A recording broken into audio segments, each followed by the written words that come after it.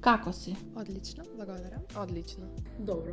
Книга која ви оставила најголем впечаток. Пиреј од Петре Андреевски. Живко Чинго, Големата вода. Пустина од Ѓорѓе Баџиев. Предавање во библиотека или во училница. Библиотека. Во библиотека. Училница. Предмет кој би го слушале до крајот на животот. Македонска книжевност, 19 век. Средновековна книжевност. Народно македонска книжевност. Зошто книжевност? Затоа што книжевноста е богатство и можам да кажам дека таа не збогатува, значи како на едно интелектуално ниво, така и во една духовна смисла. Обожавам читање. Чувствував дека луѓето кои се занимаваат со книжевност се најслични со мене.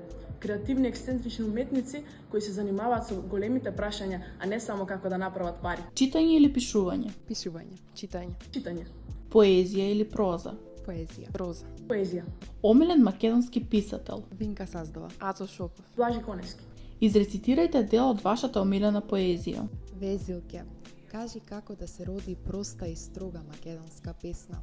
Од ова срце што со себе води, разговор ноќен во тревога бесна. 3 дена на раце те носевме збрана, со тага и болка во погледот срчен.